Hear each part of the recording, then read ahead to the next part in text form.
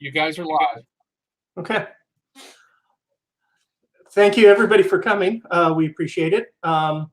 This lecture's on cyberwar and contemporary issues and explanations. So we're going to go over, what is cyberwar? What are some of the things we're seeing? How you may basically try and describe and explain it, and then we'll talk about some of the actors in cyberwar. My name is Craig Greathouse. I am one of the staff for NSDM. I'm also a professor of political science at University of North Georgia, and one of the things that I do is cyberwar and strategy of cyberwar.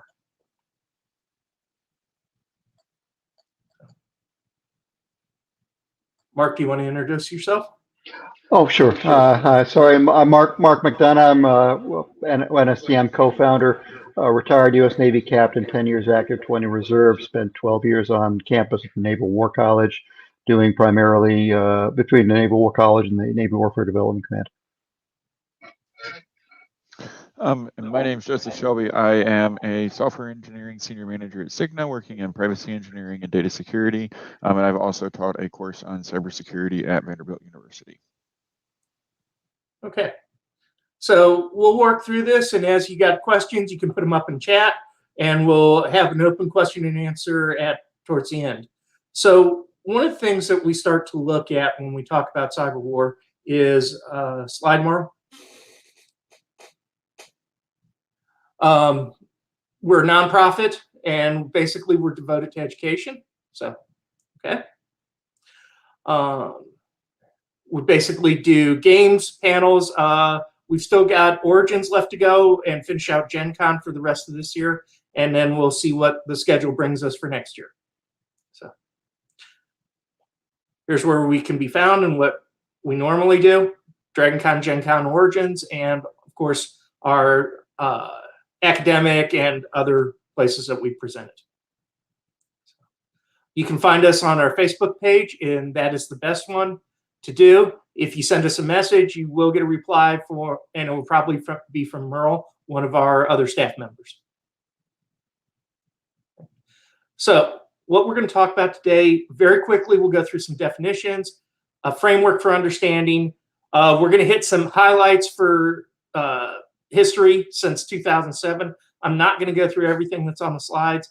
Then we'll talk about the major players and capacity of what they have, and then what's possibly going to be the future. So we'll start with definitions. Okay.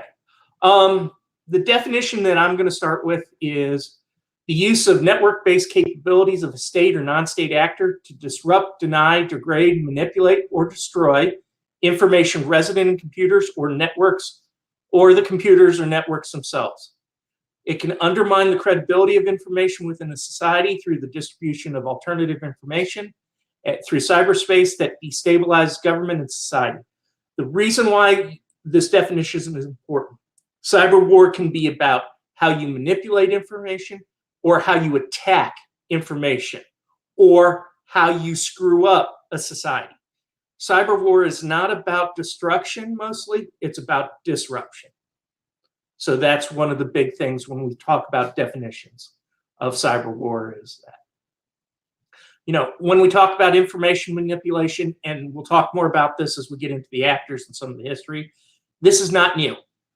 We've seen this a lot. It's basically propaganda. How can I exploit information to screw with another society? But when we're talking about these kind of things, this is not new. It's just a lot faster and a lot more aggressive that you can do today. Okay. So what are some of the big issues? The first one is attribution. In conventional warfare, kinetic warfare, when a bomb falls off an airplane, you know pretty well who did it.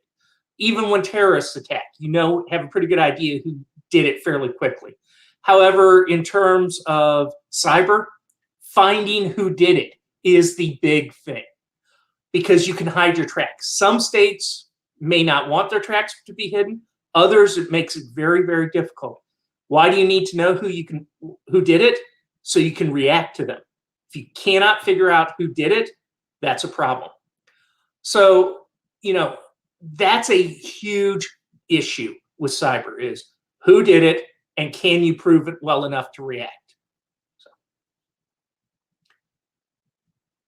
Okay, so I've come up and created a basically framework for understanding. We've got basically types of cyber activity, the actors that are engaged, and then the disruptive levels of the attack.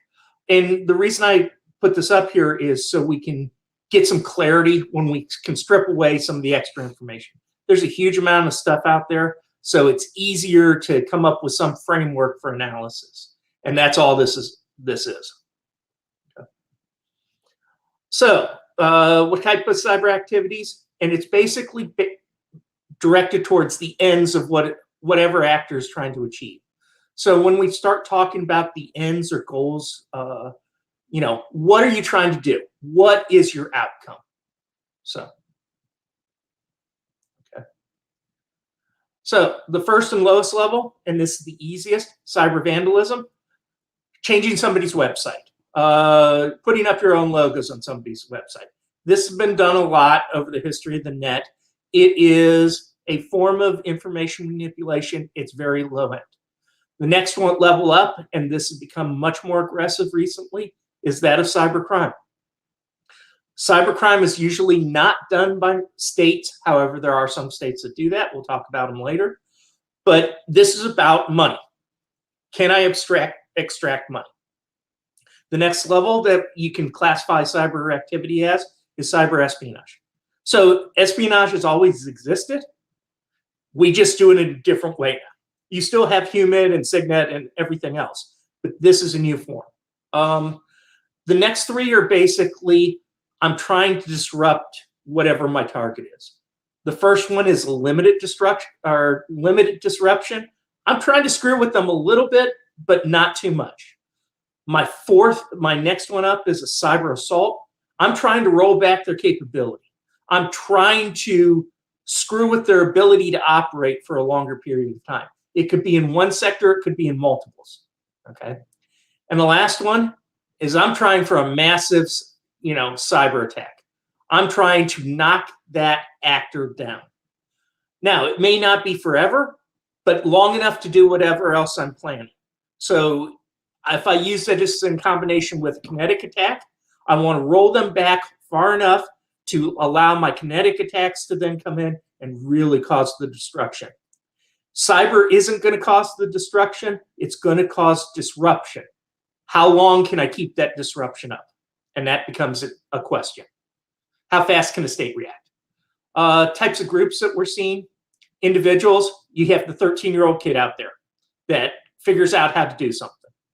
I've got ad hoc groups. These have some capability, but not a lot. Probably the most famous ad hoc group is Anonymous. They basically have no hierarchical structure, and then we'll move from issue to issue, and they can do a little bit of disruption, but they're not strong with long-term targeted attacks. The next one I get is to basically a group that has a hierarchy.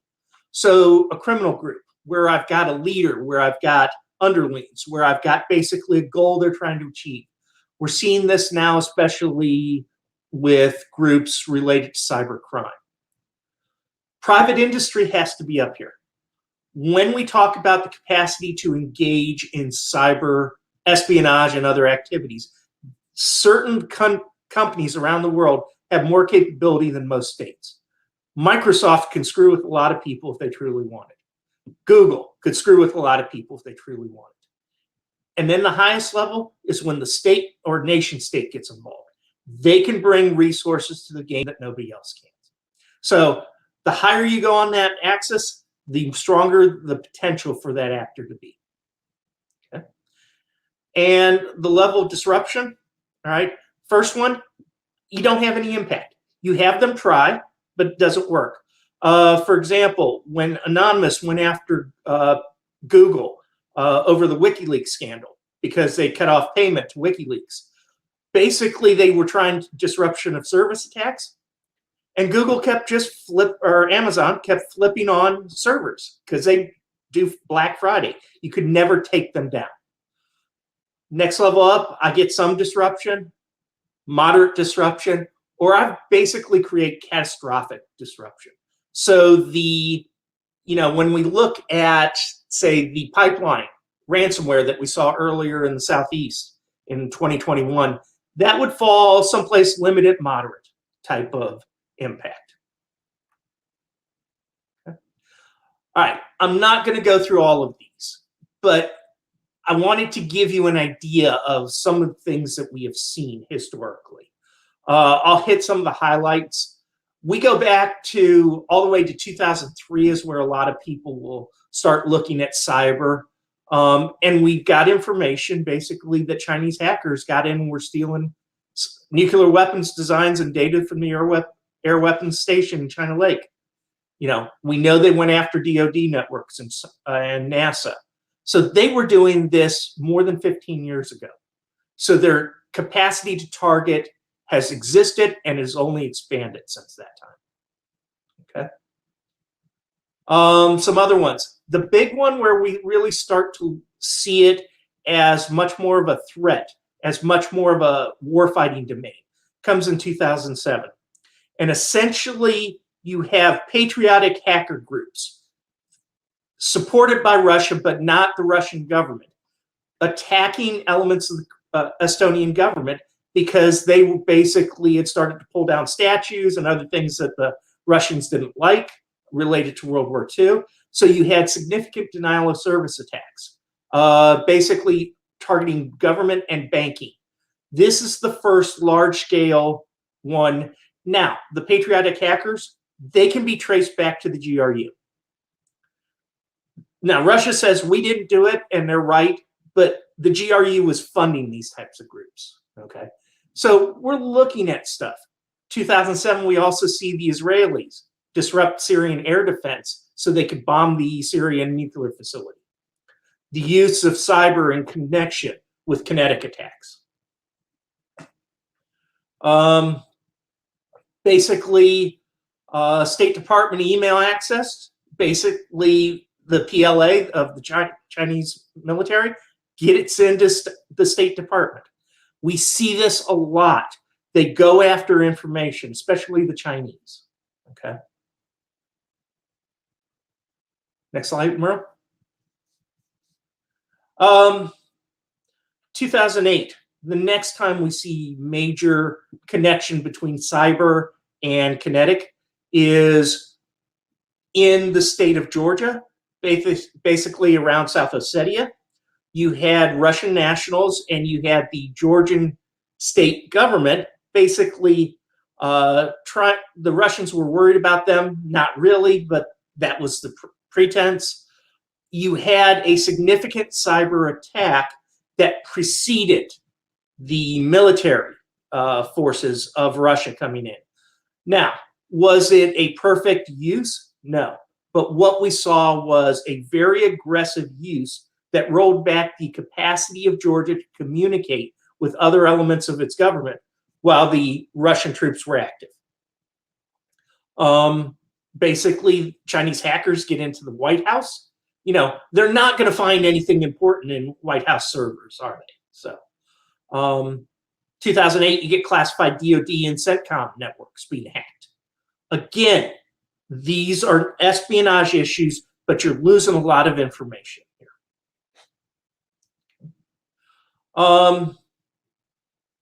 So 2009, the FAA gets hacked. Of course, this became a big issue. If you can get into the FAA's networks, you can start to give planes wrong information because there's nothing, like planes falling out of the sky because they're getting wrong information. The French, basically naval aircraft, are all grounded because they basically part of their network got infected with viruses. Basically in 2009, 103 government networks, were found to be hacked by China. Again, very aggressive. It's a new way to collect information, and if you can get in, you can get a lot of information. To give you an example how deep that the Chinese could get, the new plans for the new Marine One were basically found on a file sharing site in Iran. There's nothing like, letting everybody know what new things we're putting on Marine One to try and protect the president when they're flying. You see attacks linked to North Korea. Basically, the U.S. UAVs basically were hacked by Iraqi insurgents. And what they figured out was it was laptops and a $25 file sharing software. They were able to see what the UAVs were seeing. If you could see what we were seeing, you can avoid it. You see basically Chinese going after India, not just us. Remember, India is a big issue for China, so they wanted to know as much as they could. So where better to get information? Hack their basically embassies, and then hack their basically defense ministry. So you should start to see a pattern of very aggressive networks, especially the Chinese are going after information. The Russians are using it in context with other means of action within the international system. 2010, I need to talk about this one a little bit. The Stuxnet malware is revealed. Yes, it was in Indonesia, but it's primarily in Iran. Basically, the Stuxnet was an attack on the Iranian nuclear program. It was very, very specific malware that was designed to basically control the Iranian centrifuges as they were spinning the uranium. And when there was nobody watching, they would spin up the centrifuges so that would basically destroy them over time. This was an incredibly complex attack because Stuxnet was directly written to attack the specific Siemens systems that were controlling those centrifuges. Everybody points to it was the US and Israel. Israel probably delivered the malware into the Iranian program, and it was probably written someplace in the US. But it was incredibly effective type of malware. It actually hid itself, and it was not designed to be hidden. And it was in the system for a while. So you have cyber damage being done through that. So, the Chinese being active, PlayStation got hacked in 2011. The IMF, basically, which keeps a lot of financial data, basically was compromised by a foreign government. Japanese defense and high-tech firms attacked to extract defense information. Remember, the Chinese are very advanced in terms of their systems. Therefore, if you can't get into the American ones, go ahead and get the Japanese information. In some cases, the Japanese have some stuff the Americans don't. Okay. So basically, you had an unknown source in 2011 put a keylogger malware on ground control stations for the U.S. Air Force UAVs. Essentially, they were getting every key log, every key press that was put in by the operators.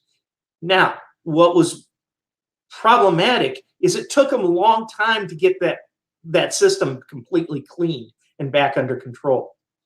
You saw in 2012, you see NASA attacked. You see basically in 2012 also cyber intrusion into U.S. gas pipelines. Again, you're looking for weaker points that you can possibly go after in the future, and you get that going on. Okay.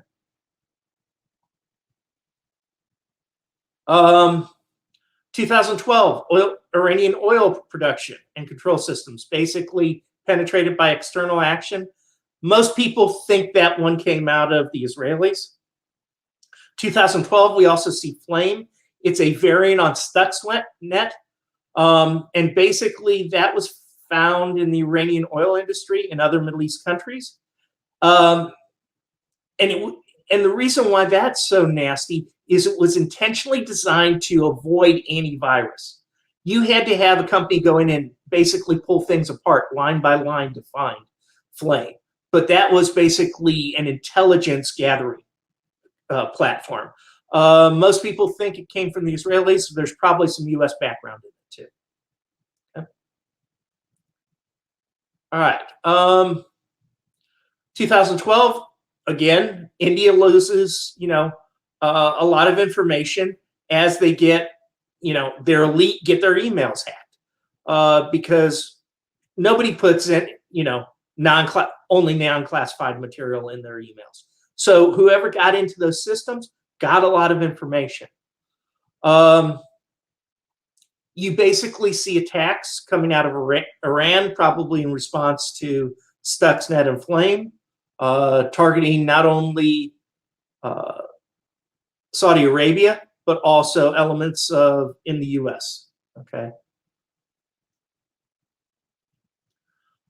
Some fun things that we see, 2013, basically attacks by the Chinese. The fun one we get in 2014, this came from the North Koreans, because they didn't like a movie and how it portrayed their leader from Sony. So what did they do? They went in and they hacked Sony and they released everything that was in the Sony systems. We also see Russia going and getting into things. We have spear phishing attacks. You can push it ahead more. Spear phishing attacks on JCS. Basically, unclassified email servers got taken offline and took them days to be rebuilt. It was never figured out whether it came from Russia or China, but it was a nation state that basically got into it. 2015, you saw basically the Dutch Safety Board saw significant attempts at hacks. This was after the Dutch were investigating the downing of flight MH17 that was shot down over the eastern Ukraine by a anti-aircraft missile. And somebody was trying to get in to figure out what the Dutch were finding and what their conclusions were been. We don't think they did, and the data was protected anyway and backed up, but they may have gone in to try and figure out what was going to come out. Okay. Basically, you saw a coordinated attack in 2015 against Western Ukrainian power grids and everything.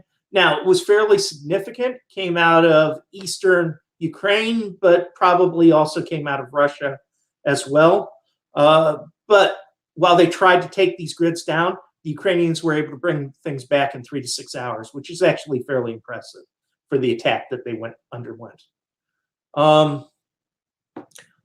2016, Microsoft finds a hack that basically had been after government agencies, and they found out that it had been going on since 2009. How much data was collected in the 7-year period? You saw Saudis getting hacked by Iran. You saw new types of malware coming out and attacking European energy companies. Okay. You saw the DNC hack by Russian intelligence. Basically, this is where we get into all the information operations that the Russians were doing against the US elections in 2016. You've got groups that claim to penetrate the NSA. This is the WikiLeaks hack. Essentially, a bunch of tools that the NSA has never said was theirs appear for everybody to look at. Now, were they probably NSA's? Yes. Do we know they were useful? Yes. We know a lot of cyber activity, especially from countries that were not as technologically advanced, specifically Iran and North Korea, made use of the information that came out of those hacks to essentially go after and create new types of malware, viruses, attacks, things like that. Japanese self-defense forces communications were compromised, which is always really good to have your military forces and their communications compromised. Okay. You saw the NotPetya ransomware attack. Essentially, that was supposed to only go against Ukraine, but whoever launched it, probably out of Russia, got a much bigger impact than they ever thought, because it got into systems in Ukraine, and if those Ukrainian systems were connected to anybody else, they were going across the world. So what you saw was a fairly aggressive ransomware attack from NotPetya that took down a couple Fortune 500 companies because they had cleaned their systems because of that attack. Because anything connected to Ukrainian systems basically got infected. Okay. Basically, there was malware programs that were targeted at North Korea, and you had links back to South Korea. You had attacks basically on energy companies linked back to Russia. You had actually indictments filed against Russian operatives based on the actions against the 2016 US elections. The one thing I will say about the malware program against North Korea, for a while, the North Koreans had a problem launching missiles, and it was never talked about when it was happening. But there's a lot of people looking back now wondering if the US and South Korea were a little bit more active, screwing with the North Korean systems. Okay.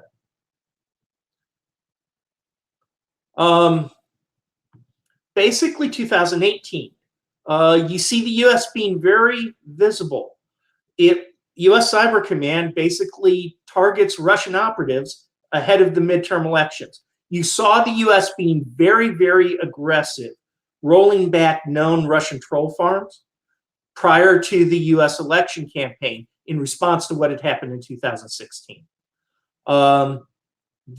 Basically, a lot of other countries in the US accused China of 12 years of espionage. That's not surprising given what we know.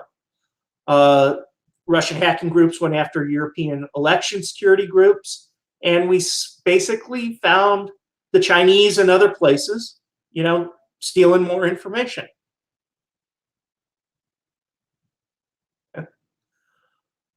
Again, basically the Ukrainian government is attacked. This came out of basically eastern Ukraine, which is predominantly Russian nationals and is strongly supported by Russia. And the group is independent that supposedly launched this attack, but it came from Russia. It came from elements out of Russia. It's pretty clear what they were doing. 2019, we see that the Chinese took some of the WikiLeaks hack and started converting it so something they can use. We also see in 2019, the Chinese start targeting basically groups in the Hong Kong protests to make sure they can't communicate effectively, to try and prevent the use of Twitter and other things like that had occurred and pushed Arab Spring along, to try and limit communications, to limit protests. So you saw that activity by the Chinese. That's continuing. Okay. 2019, the US clearly comes out and says, we're going after the Iranian missile and rocket launch control systems. Does this make sense? Yes. Given who was president at that time and a very aggressive stance towards Iran, the US came out and said, we're going to use our cyber capabilities. You see Microsoft, because they have some of the best information about cyber attacks. They talk about 800 attacks on think tanks over from 2018, 2019, coming from North Korea, Russia, and Iran. Okay. Basically, 2019, this is a fun one. The Chinese compromised websites to distribute malware to the Uyghur populations. Basically, they were trying to screw with that population that they were trying to put down anyway, and they used cyber capabilities to try and do it. Okay. Basically, the CIA is accused of basically a hacking campaign against Chinese industry targets and scientific research organizations, and the Chinese weren't at all happy. But it's the same thing that the Chinese have been doing to the US. Now, this is where we start to get into some serious information manipulation. Basically, a Russian hacking group, and this had to be with GRU support. You can't do something like this as an independent group. Basically, they forged diplomatic cables and planted articles to try and undermine the governments of Estonia and Georgia. And we've seen the Russians go after these two states before.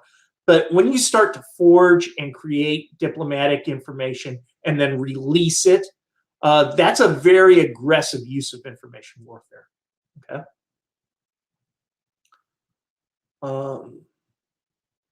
So 2020, basically you had Iranian hackers go after Israeli water systems, and the Israelis responded by basically taking down a port for a couple days. You see the NSA basically saying that the Russian hackers were very active, right? And then you see in 2020 that the US Cyber Command basically attacks the Russian Internet Research Agency. Now, the Russian Internet Research Agency was probably the major troll farm that did a lot of the attacks and misinformation during the 2016 presidential campaign, and they attempted the same thing in 2018 during the midterms. And again, you saw the US taking action preemptively prior to the 2020 elections. Okay. 2020, COVID shows up. Russia and other states are basically accused of trying to steal COVID vaccine. Why put in the research yourself when you can steal that information? You see basically the Russians being very active again, trying to fabricate quotes and changing information to try and discredit NATO among Polish, Lithuanian, Latvian audiences. You see the intent of information change and misinformation campaigns. Okay. 2020, you see Cyber Command and also Microsoft being very active against Russian botnets, trying to screw with the US election. And they were fairly successful. Iran was also targeted. And basically, we see Russian hackers trying to get very, very aggressive. And this late 2020, this is the SolarWinds hack. If you can't get into the actual systems themselves, what you do is you get into the support systems, the update systems, which then allows you to get into every place else. So right now, we think it's about 200 organizations. It may be a lot more. And SolarWinds was plugged into a lot of different companies and a lot of very highly classified systems.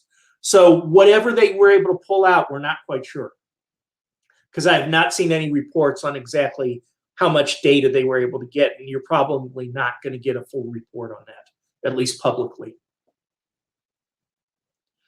So those are just some examples. There's more coming.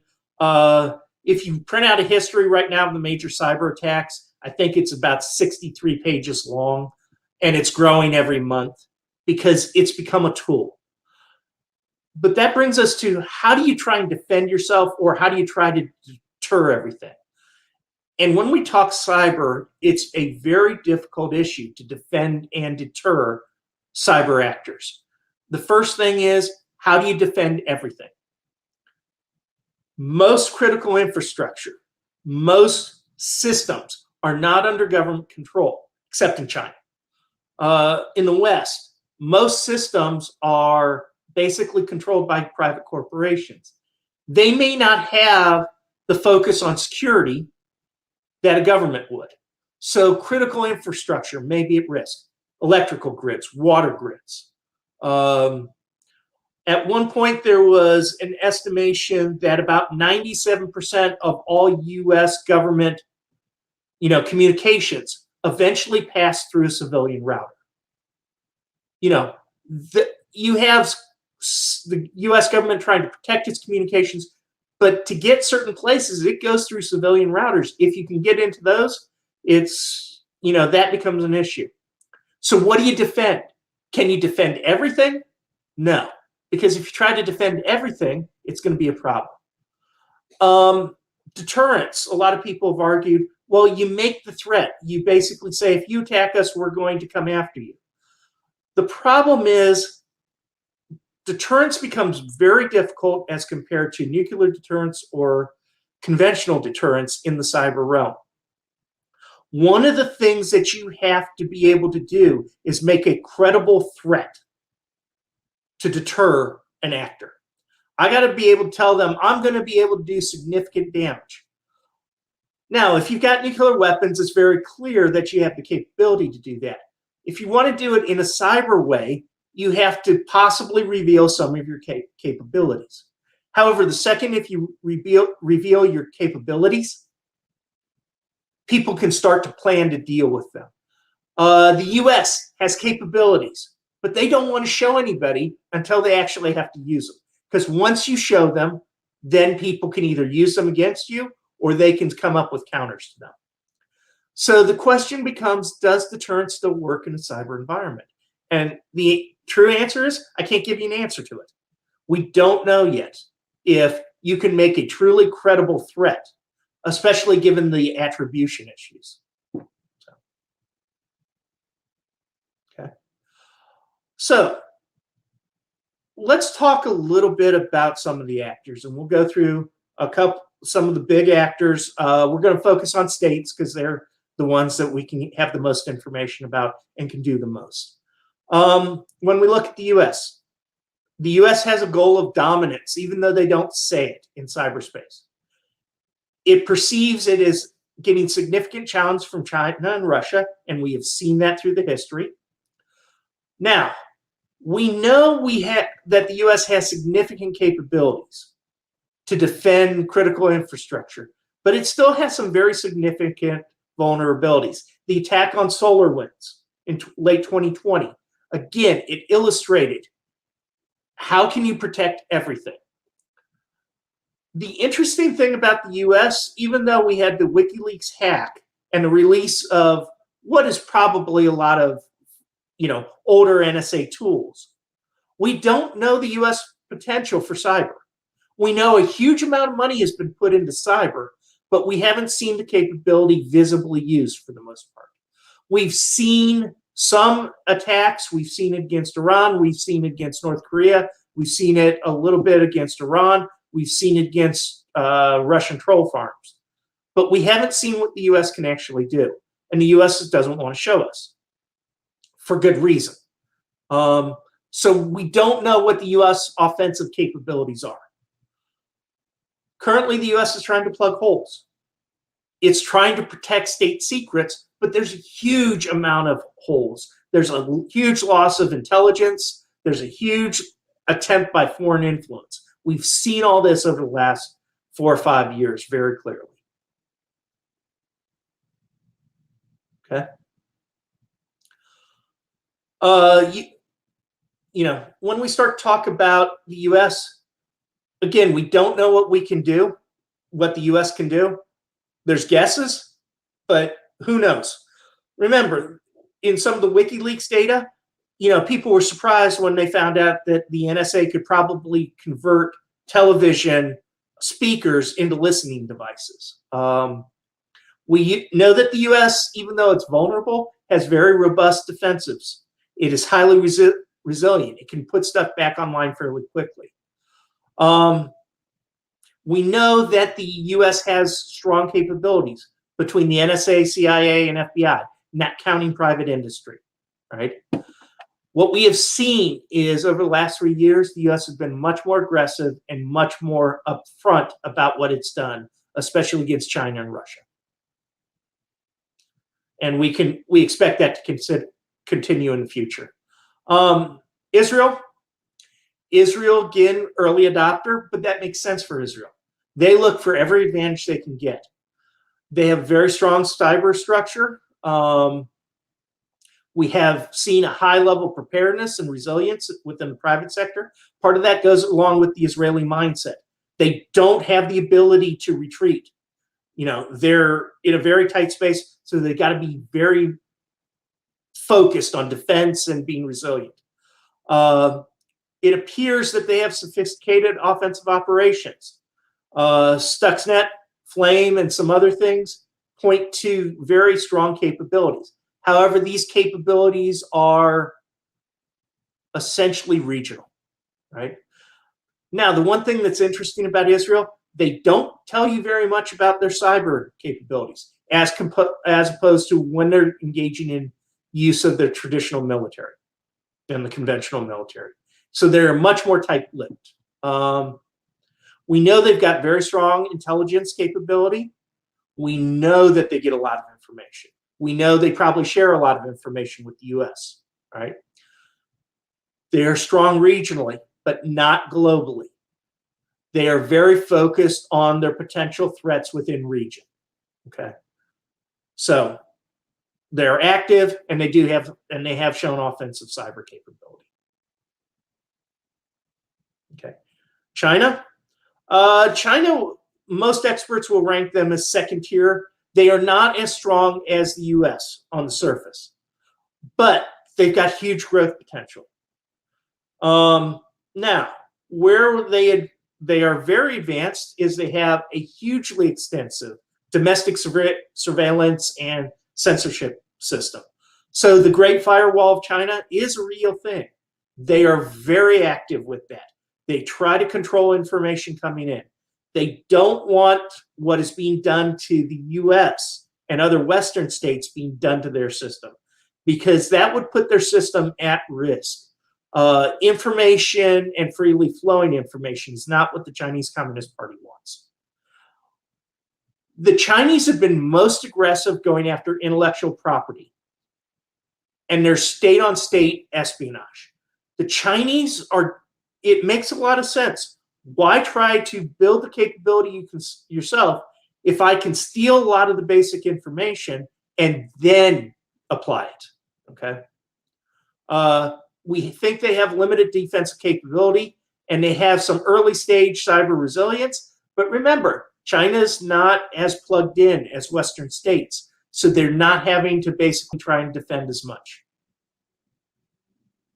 Okay. They tend to be focused on ideological, economic, and military threat of the US.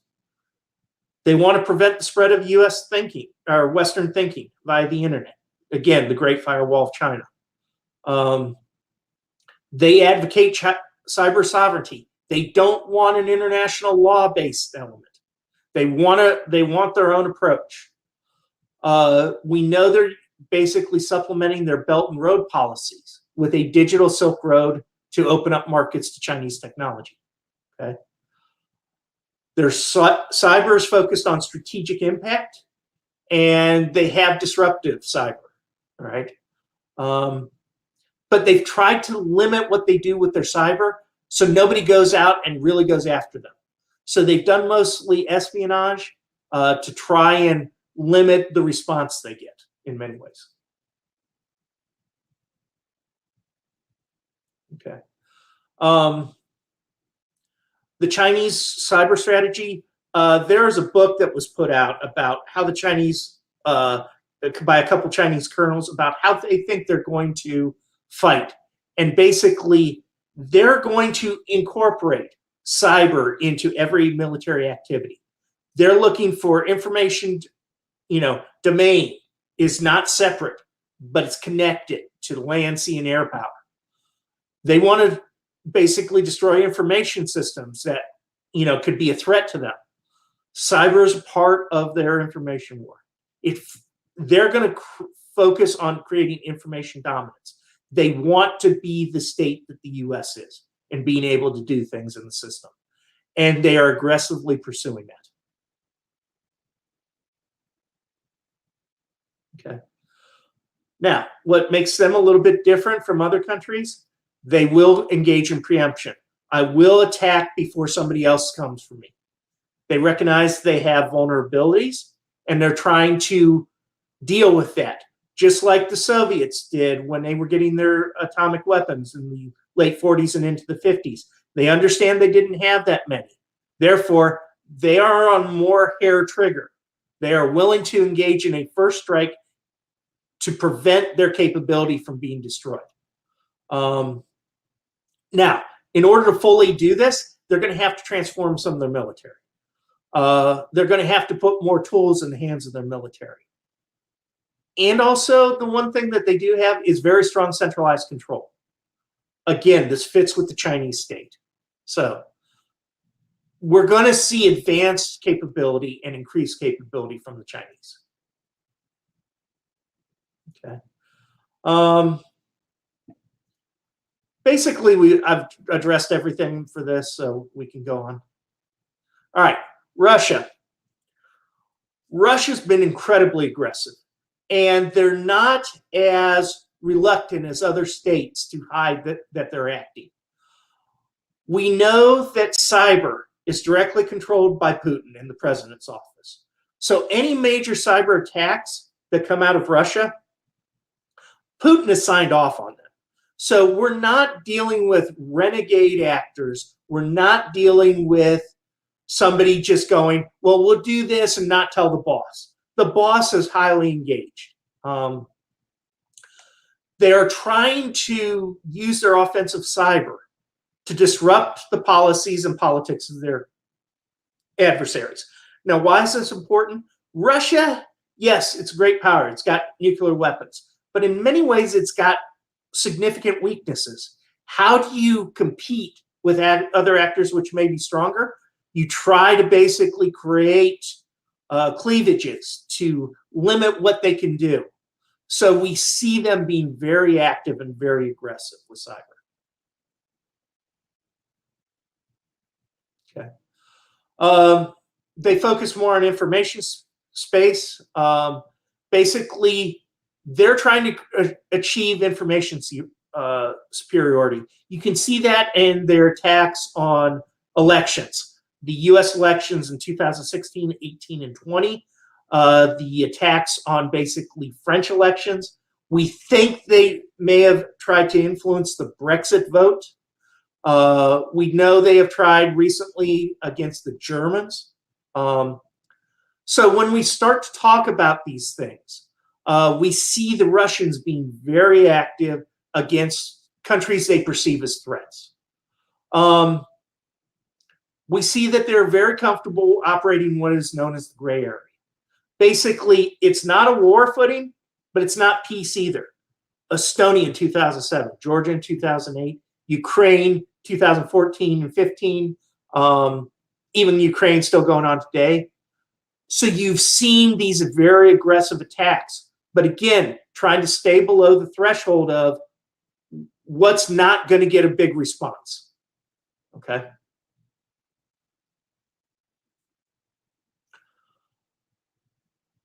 Now, what makes the Russians interesting, they don't care whether they're going after military targets or civilian targets, it appears. The Russians look at it as it's all connected. The way they look at their society, you don't really see that divide between military and civilian. So why should we separate when we go after? They are very, very concerned and try about threats of information coming into Russia. They are very, and this goes back to Russian culture. They are worried about penetration of their society and culture by outside cultures, right?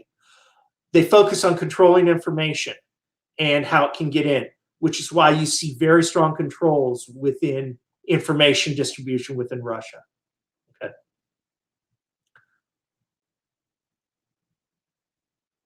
All right. Basically, presidential dominance, I already mentioned that. Very active.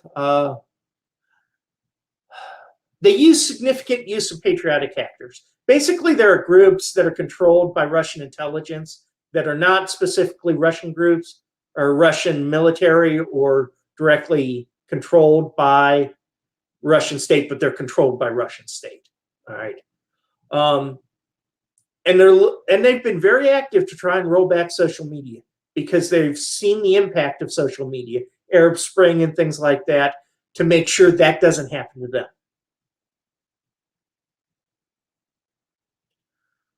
They're trying to develop stronger cyber resilience and security because they figure they're going to get hit. All right. Basically, unlike in the West, you have strong public-private information sharing between the government and private corporations. This is not a surprise in Russia. If you're a company in Russia, you do not tell the Putin government no. Otherwise, individuals start to go to jail and the Russian government basically takes it over. They're trying to create a monitor. They're trying to create a shield for Russia. They're trying to create essentially a great wall for themselves. They They focus on low intensity supported by cyber. Again, you're trying not to cross that threshold where somebody's really going to jump up at you. Okay.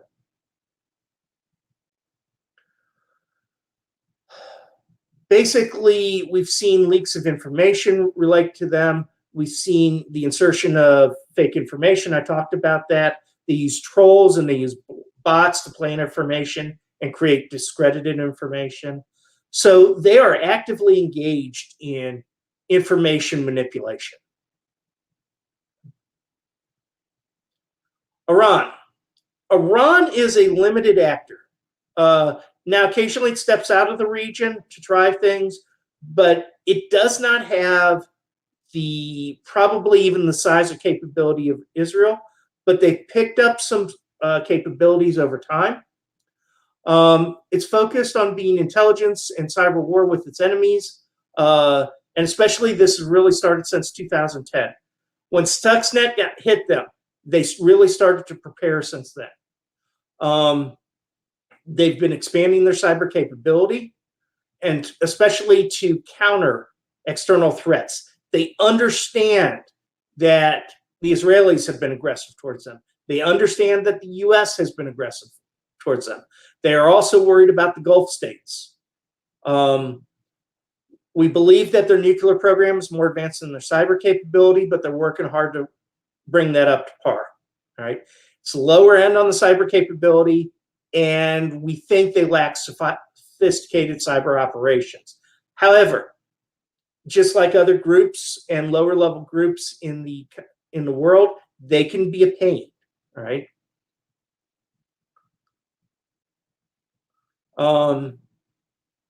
They are in active participation for culture war with its enemies. They try influence actions. They have tried direct actions against the US, Israel, and Arab states. They've gone after Saudi Arabia. They've tried to create issues in Iraq, things like that. They're very blunt and basically have said they will retaliate against cyber attacks, as those are violations of its sovereignty. Now, the one interesting thing is they say we can either do it cyberly or we'll do it conventional military. All right. Again, their cyber operations report to their supreme leader, and basically everything goes back to the highest level of leadership.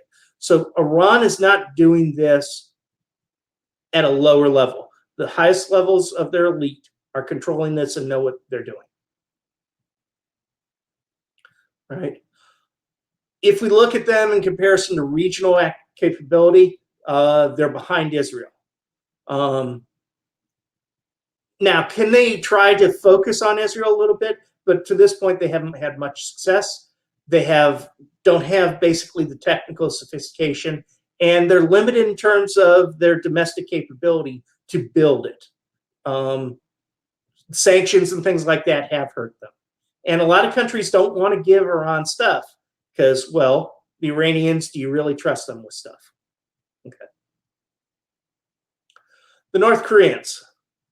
We know they do cyber just like we know they do other types of stuff, but I can't tell you exactly what they do.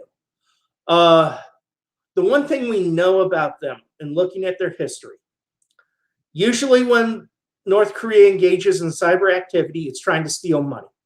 Why do they try to steal money? Well, they're lacking in hard currency for things at home. So what they've figured out is we can get into banks, we can get into other places, and we're going to take money. So they have been somewhat successful. Essentially, this is an extension of the fact that they're very good printers of US $20 bills. Why? They're trying to gain resources and create resources that they don't have domestically. They lack sophistication, and they lack the ability to basically create it. They've tried to go against South Korea, but they really don't have the moxie to really go after South Korea. All right. We know they've developed some military cyber, but they're focused on trying to create a quick war effect. If you're going to fight a war in the Korean Peninsula again, You want it over quickly. The problem is that actually going to happen? They want to try just to disrupt South Korean infrastructure. They're not much different than cyber criminals. And basically where they've gotten their capacity is they've repurposed what has been used by other states. The WikiLeaks release gave the North Koreans more capability. They don't have the capacity to develop a lot of stuff themselves.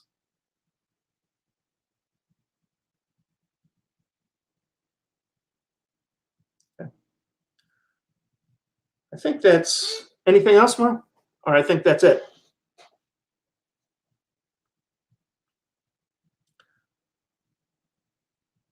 So that's just to give you an overview. So what we can do is let's, Mark and Joe chime in wherever they want, and then we can take some questions. Yeah, I'd like to start out by pointing out that over the last several decades, we started to reconfigure our military, our responses to be network-centric, moving from a focus on platforms and platforms and their weapons to sensors and distributed networks. We realized decades ago that we're creating a new center of gravity that potentially is going to be attacked. And that now an adversary going after us, especially if that adversary does not have as much to lose in terms of command and control, that's a potential vulnerability, and cyber could be a way into that. I want to point out, and you touched on it, Craig, that China is a growing actor in the political stage. They feel they're going to be the superpower at the end of the century, and they're going to be certainly needing to try to match our capabilities soon. China has stovepiped advanced capabilities, so a few things here, and here, they're absolutely cutting edge and top notch, whereas the baseline is usually half a generation behind. No, they're going to be catching up with that. I wouldn't be surprised if they have a few tricks up their sleeve. And in terms of why the U.S., I saw one question. I'm sure Merle's going to get to these questions and feeding it to us. So one question: why we U.S. seem to be timid in our response or lack of ability to respond. I think we're holding back because everything we respond, as you mentioned, Craig, everything we respond tends to tip our hand or reveal our capabilities. And I wouldn't be surprised if both China and Russia and possibly others, these nuisance attacks, these probes here, there, everywhere, are a means of just trying to assess what we can do and try to poke the bear, try to get the bear to respond. Now, cyber is an attractive option for a relatively minor power like Iran or North Korea to achieve global reach or extended reach. This becomes very attractive for them. In terms of response, kinetic response to a cyber attack, is it appropriate to bomb somebody's buildings or kill people? That's really a matter of international law, but matter of perception as well. In theory, war is illegal. You can't fight. You can't go to war, and it's been illegal since the 1930s by international law. That didn't stop World War II. The fact is, every country except possibly Japan and bombing Pearl Harbor, every country that fought in World War II was defending themselves on paper. Even Germany invading Poland had their false flag operation that made it look like they were responding to a Polish attack. Now, the international law, the UN, recognizes the inherent right of a nation to self-defense. But in terms of global perception, public perception, there's a line being crossed when you start drawing blood. Is there a cyber response, is a kinetic response to a cyber attack appropriate? To me, it's a matter of the level of the cyber attack. Yes, we have a right to respond, and if our only response to a cyber attack that does, in fact, cause substantial damage to our economy, our infrastructure, and possibly even kill people, and if you do a major cyber attack in a hospital, people could die in the emergency rooms. If your only means, the most efficient and effective means of responding rapidly to that is to bomb something, then I think kinetic response is perfectly appropriate. On the other hand, a nuisance attack, we can't nuke somebody over a nuisance attack. So there are issues to be weighed in terms of what is a response. And it isn't a parallel response. It isn't equal damage. It's the response under international law standards. And correct me if you think I'm wrong, Craig. Response under international law is your response is to be what you need to defend yourself. and that's perfectly appropriate. Right, and that's how I understand it. It should not be an escalation of whatever has been happened, but you can basically try to up to the threshold. I've seen it discussed, but again, it's cyber. What's the threshold that you're dealing with? Well, I think too that's where the problem of attribution becomes really important, right? Because so many of these actors are not necessarily attributable to the states that may or may not be funding them. So when you start to consider retaliation, especially kinetic retaliation, that becomes a question of can you really target a state in this case when they don't necessarily have direct culpability? So that also I think needs to be considered as well. So before we get questions, there's one other point that I wanted to make that comes through in several of the questions, and that is you have to realize that the capabilities of each nation have some social limits and training limits in addition to the other things we talked about. For example, if the Chinese are trying to hack an American network, you generally have to understand English and you have to understand the system being used by your target. So the same thing goes for language attacks or things that are dependent upon understanding of variant systems by the US against China, against Russia, and whoever. So you have language limits, both from the computer language standpoint, and you have language limits from the standpoint of understanding how to do things. So when we talk about things like Cozy Bear, which is a Russian hacking group, a lot of times what they've used to figure out that that group was involved is they have consistent mistakes in their English programming. So that's one of the ways they help work on attribution. So I'm going to disappear again. We'll start feeding you all some questions.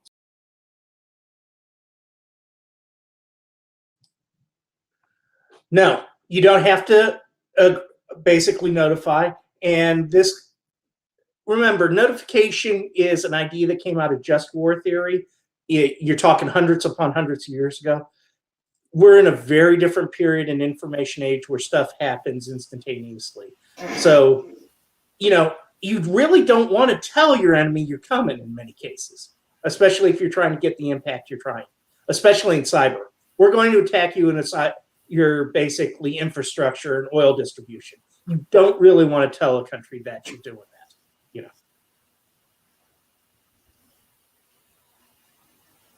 that, I would say it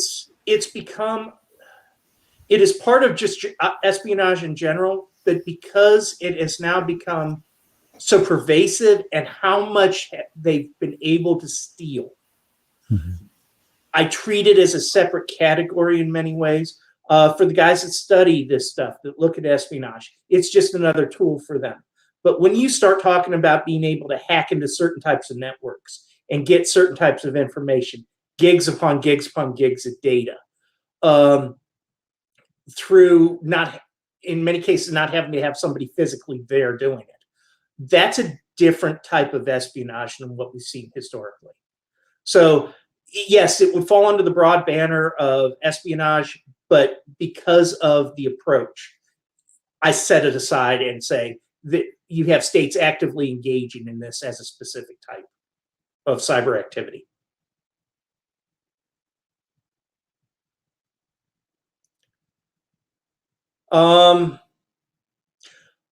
If you look at most of the attacks against the US, Canada, Western Europe, you have not seen very much reaction, at least publicly.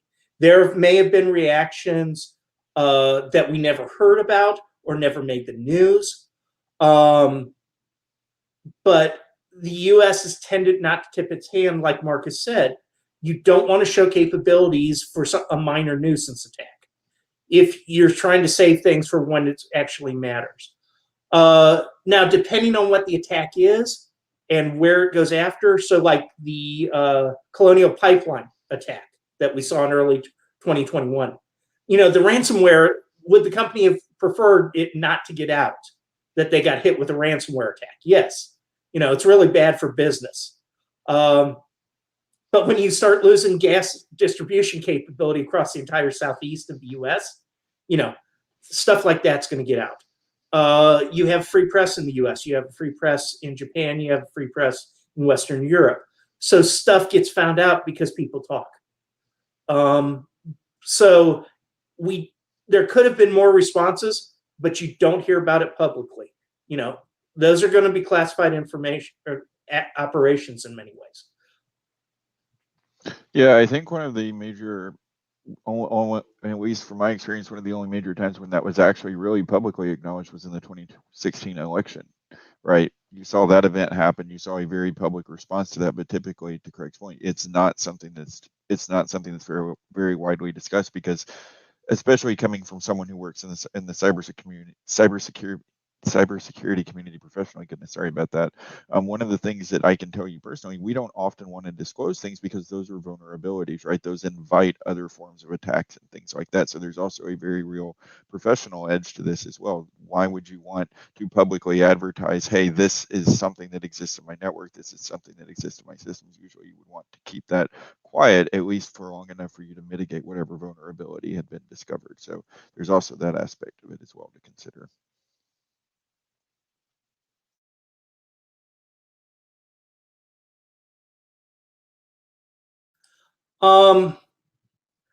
The second you raise issues of international law related to cyber, life gets really, really ugly.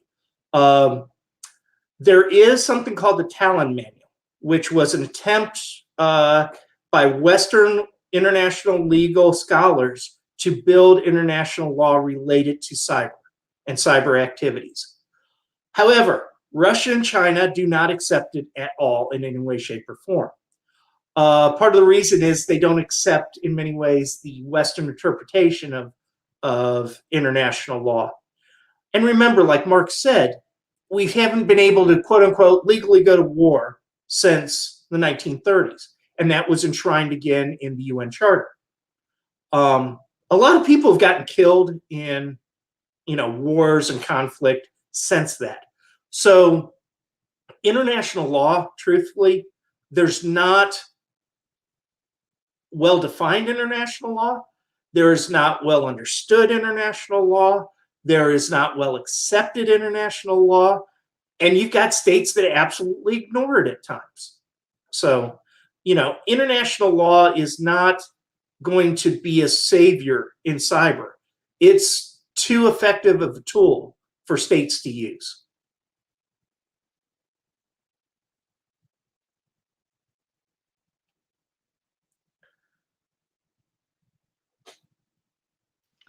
There are definitely some tools that are considered more or less prototypical hacking tools.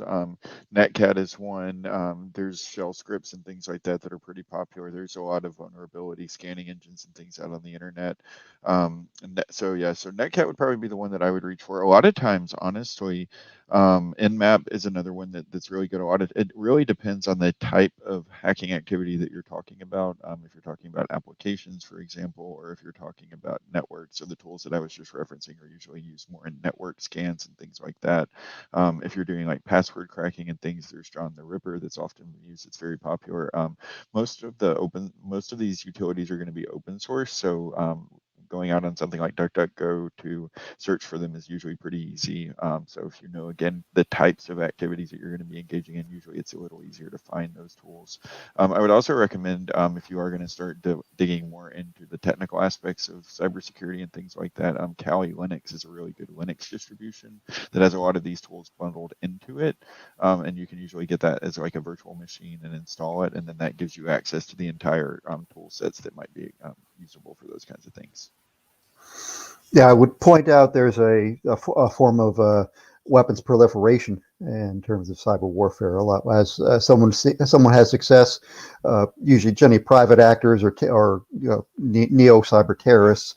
They have success, they share what they did, what's working with other people. So we have many treaties and international agreements to control weapons proliferation, but right now there's nothing to control the proliferation of these cyber weapons and cyber tools. Yeah, and to Mark's point, another thing to consider is that a lot of times some of these tools can't be sold externally. So Splunk, which we use a lot for security operations monitoring and things like that, can't be sold to other countries because of some of the weapons control treaties and things like that he was mentioning. So we've seen that start to proliferate even into the cyber realm as well, some of those control restrictions and things.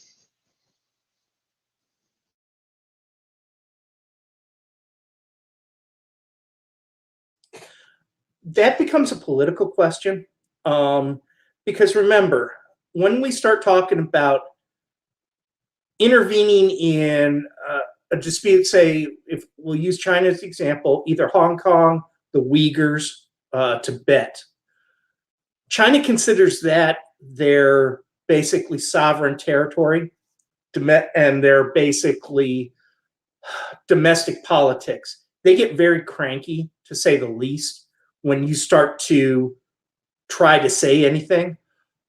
And truthfully, and I'm going to be blunt, we're talking about an international system where there's a lot of times it's not worth the cost to intervene. Is NATO going to save the western part of Ukraine if Russia decides to come across? And the answer is no. It's not worth the cost. All right. Does that put the Ukrainians in a really bad situation? Yes. Is anybody going to fall on their own sword, or the Chinese sword, to protect the Uyghurs? No. So remember, when we start to talk about intervention in other states, you've got to worry about how that state's going to react. And we know China has shown a strong willingness to react and use cyber activity. And if somebody pushed too much, would they use their conventional capability, especially put something down in Hong Kong? And the answer is yes.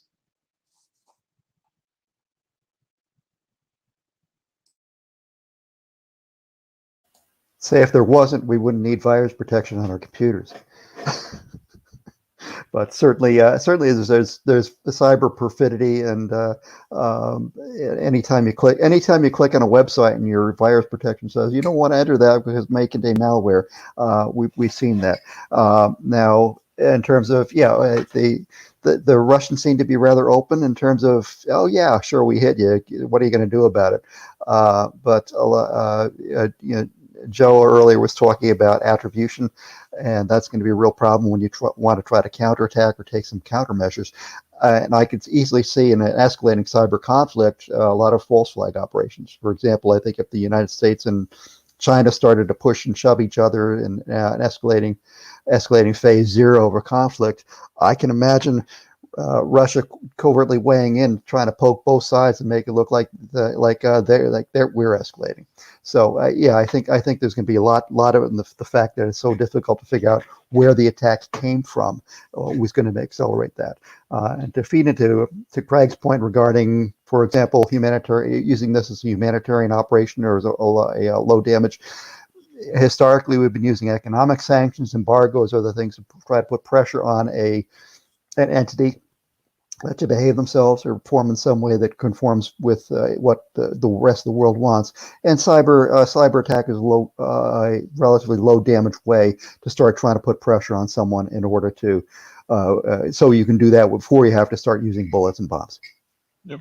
And to Mark's point as well, a lot of times you see in North Korea a lot of lack of attribution. They try very hard to hide a lot of their operations and things like that. We've seen that in some of their hacking attempts against the Malaysian banks a few years ago and things like that. They try very, very hard to, because a lot of times they're running their operations almost like a criminal organization, and so they really want to avoid any semblance of the North Korean government as an organization being involved in those. And so we do see a lot of that disconnect in their operations specifically. So that's another example of when we see that.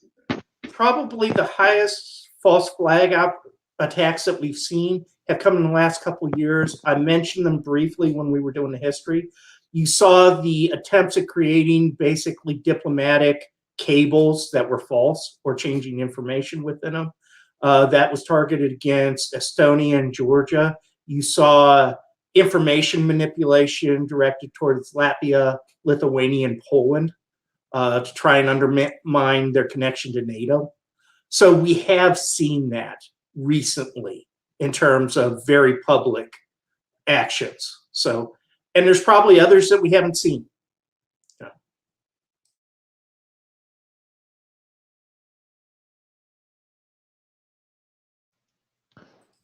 It depends on. Sorry, go ahead. Okay, for some attacks, you can't hide them. When the SolarWinds attack happened, you could not hide that impact. Too many people knew about it. When the ransomware hit the Colonial Pipeline, too many people knew about it. when the Iranian port went down. You know, too many people knew about that. So, you know, a lot of companies and things like that, they try to hide that, but in some cases, the hacks are so big, you can't. If you remember the Target hack a few years ago, where basically their entire credit card processing system was exposed. You can't hide some of that stuff. So.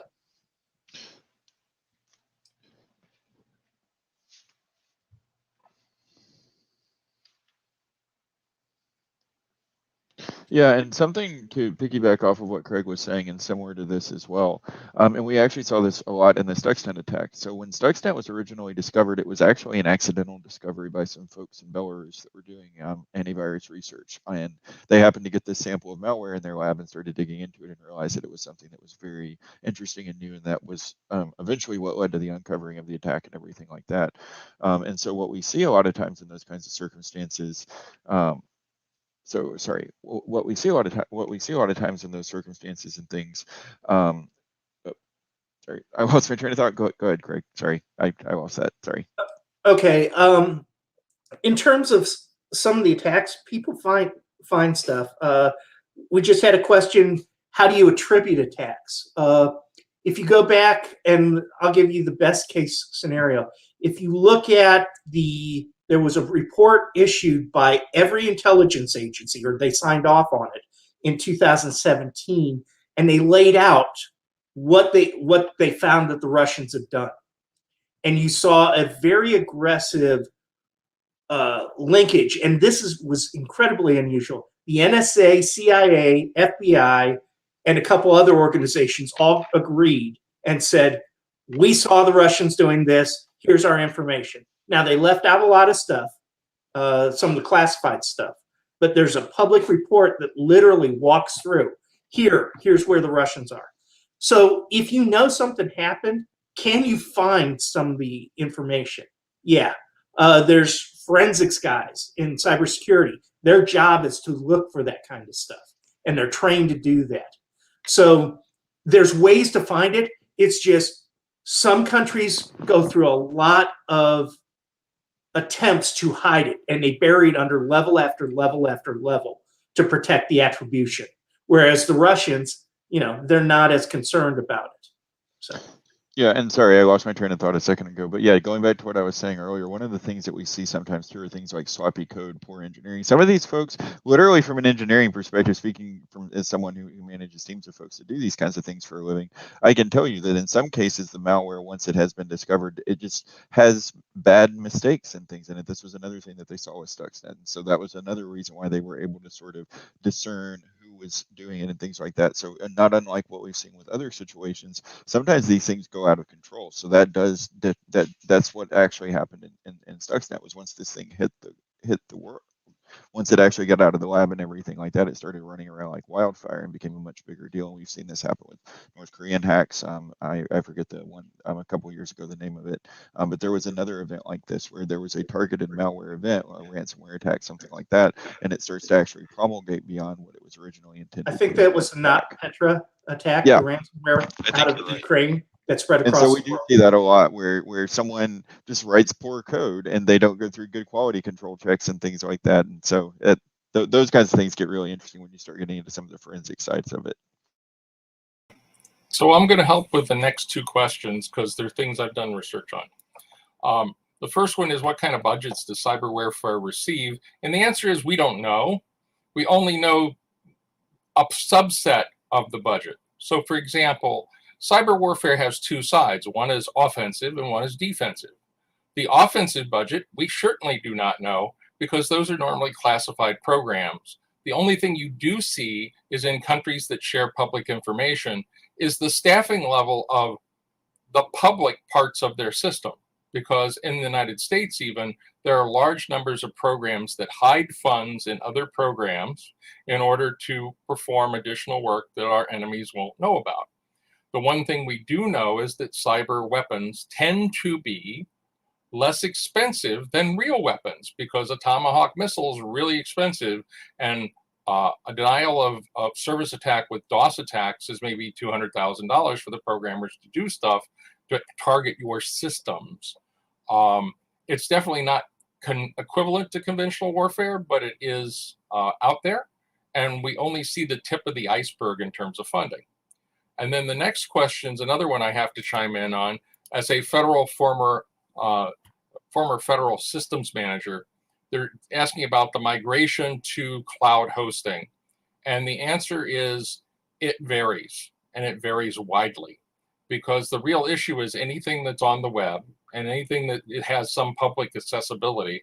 Like, for example, if you host on Google service or on one of the other commercial services, unless you've done special arrangements to isolate those networks and isolate the servers and isolate the cabling, it's a real problem.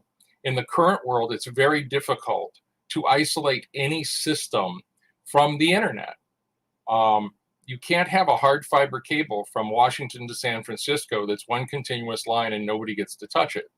And even if there was a capability to do that, there's an ability of people to touch it anywhere down the line, which is one of the issues that comes up with undersea cables, particularly the new fiber cables, because some have been cut, some have been tapped. We even actually fessed up to having tapped some as the United States, and we're sure other powers have too.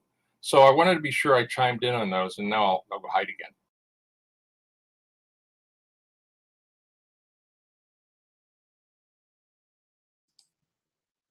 I don't think the U.S. is impotent. I think the U.S. chooses to be very strategic in where it acts.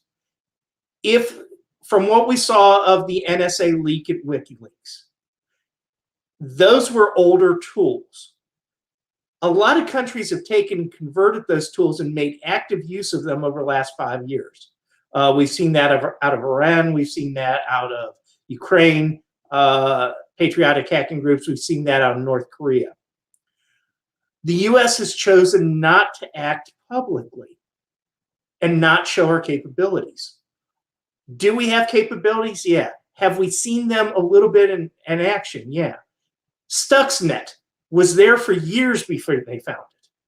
So we're pretty sure they were very effective going after the North Korean missile launch program for a while. Because for a while, if you remember, there were a lot of North Korean missiles that were getting aborted fairly quickly after launch. You know, there were probably issues in the control systems, and that probably wasn't completely up to the North Koreans. So we don't know what the U.S. is doing because they don't say it. Britain doesn't say it. France doesn't say it. The Israelis, which will tell you they're bombing people, you know, they're very clear about that. They don't say clearly they're using cyber. It is an element that countries like to keep, you know, hidden up close to the chest, and they use it when they need it. I would also argue too that some of the reason why the U.S. chooses to play those things a little bit close to the chest is because they've been burned quite a bit with leaks. There have been several NSA tool dumps, and those tools inevitably end up in malware that's been seen around the world in various places. And so I would also make the argument that there's a lot of things that they don't disclose simply because they don't want to risk more leaks and exposures. That has been a regularly occurring problem. So I think that factors into it a little bit as well.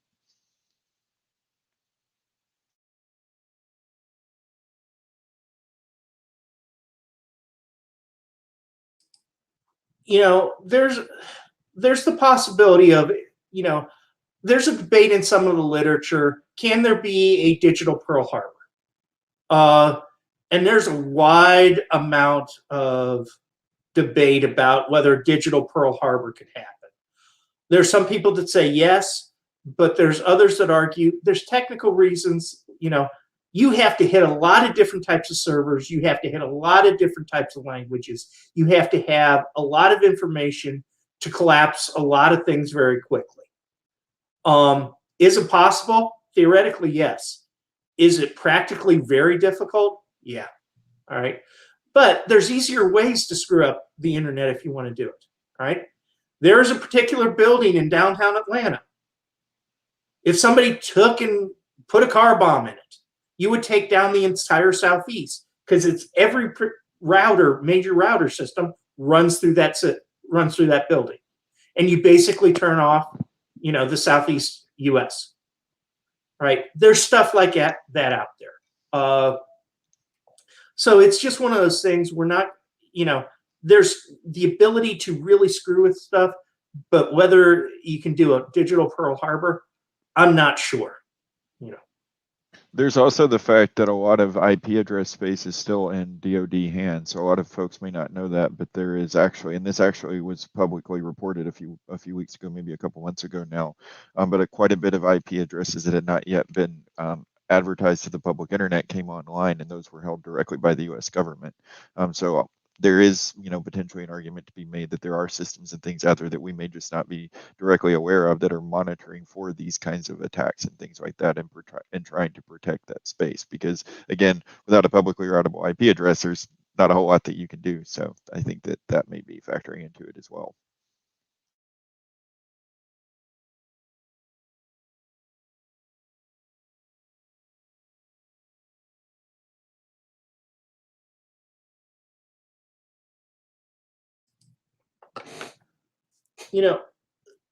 Non-state actors can easily use cyber. The one thing that attracts a lot of non-state actors to cyber is it's cheap to get into. All right. And a lot of actors have used it. We have seen the Taliban become much more effective in social media use over the last 20 years. We have seen other groups like ISIS actively use social media. We saw that the Hong Kong protests were using cyber capabilities and social media to try and organize. We saw that in Arab Spring, the use of Twitter. So a lot of groups will use social media and cyber capabilities to try and build connections much more quickly than they used to be able to. But it's open for both sides. Once you're up on and visible, I can give the example of essentially the protest today in Washington, D.C. that was supposed to be a very large protest. You had a lot of cyber chatter and social media chatter from left-wing groups, right-wing groups, government elements about this, basically the demonstration. And you had a lot of back and forth about, no, it's a false flag. You shouldn't go there. They're going to identify you. So it's a cheap communication tool. But once you put stuff out there, somebody has the possibility of finding it.